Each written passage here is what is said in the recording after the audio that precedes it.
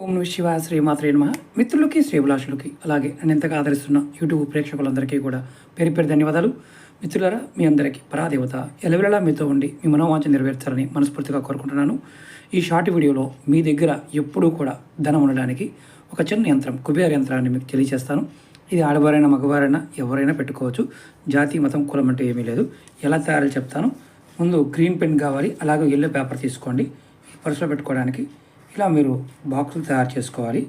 చూడండి,